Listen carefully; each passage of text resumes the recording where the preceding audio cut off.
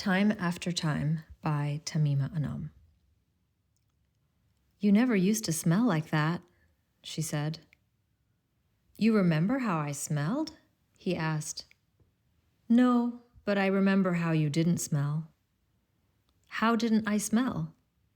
"Like an old man." They had fallen in love in high school. They had snuck around to the back of the biology lab and pressed their lips together. They had fumbled with the buttons of their uniforms. She had made him change his hair, short at the back, falling in his eyes at the front. He had stared at her through his thick fringe, and she had stared back, imagining his eyes boring into her soul. They held hands all the time. She called him baby. He called her baby. When she left for university in America, she felt it was her duty to break his heart, so she did. He married young, a girl from their class, someone they had made fun of because she was so tall, taller than most of the boys.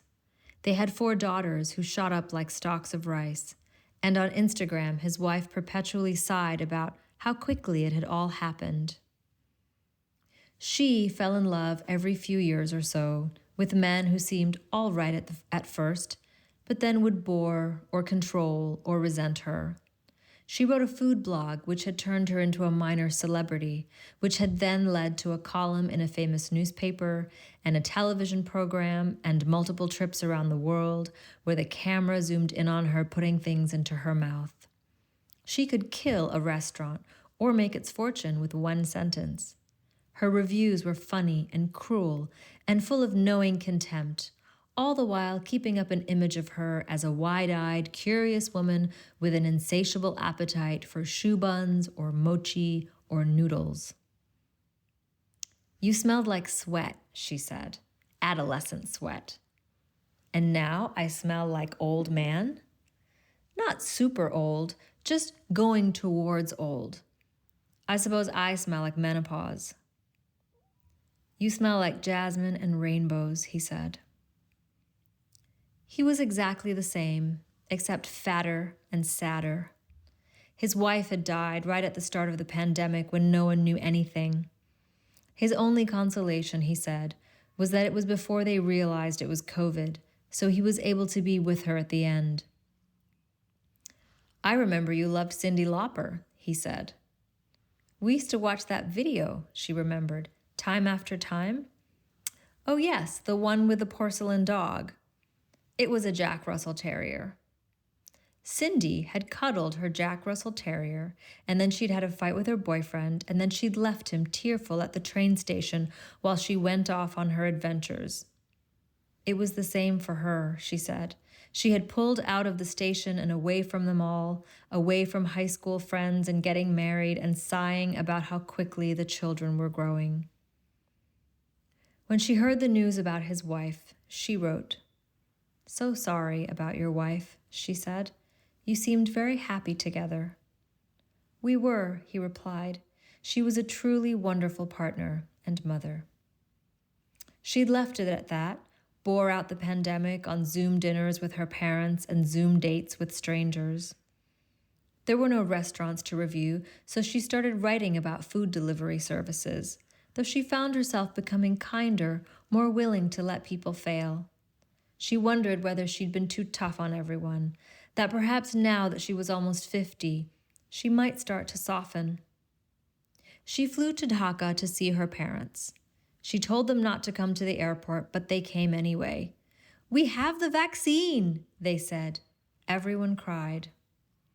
As she was collecting her luggage, she saw him wrestling with his 2 trolleys, his daughters scrolling their phones behind him like a train of sad, motherless puppies. He introduced them, and they were all polite as they towered over her and said their hellos. "An old friend," he said. "Auntie," they nodded. Later, he sent her a message. "It was so lovely to see you. The first time I've smiled in a long time." They kept writing even after she went back to her flat in London. She woke up and looked to see if he'd sent her a message. He always had. She wrote just before she went to bed. knowing he would rise early and check before he made breakfast for his daughters. "Did you break up with me because of Cyndi Lauper?" "Yes," she said. "I saw Cyndi getting on that train and I had to do it." "You killed me." "I'm sorry. I'm really sorry." They were in her flat in London with the high ceilings and the cornicing and the fireplace she never lit. There was a concierge downstairs and a driver waiting to take her places and a wardrobe full of very tall shoes. "You know I can't stay here," he said. She knew. "I could come home." He laughed. "You wouldn't last a week." "I should have married you the first time," she said. "And what? Give up all this? Betray Cyndi?" "I suppose we'll have to wait until we're very, very old." They joked about getting very, very old. No teeth, hearing aids, the inability to get into certain sexual positions, the inability to have sex at all. "No," she cried, "there are drugs for that. There will be drugs for everything by then." "It will be soon," he said. "It will feel like no time at all." When she opened her eyes, he wasn't there except in her mind. He had died right at the start of the pandemic, before they even knew it was COVID. It was something, his wife had replied when she had written to express her condolences, that I was able to be with him at the end. "I'm so sorry for your loss," she had written. "He was a wonderful partner and father," his wife had replied. She was there at the airport, trailing their 4 daughters behind her like sad, fatherless puppies.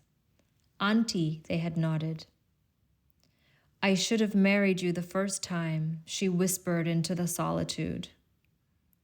She fell asleep again, projecting herself into a distant future of endless nights, wondering what might have happened if she had ignored Cyndi and married him.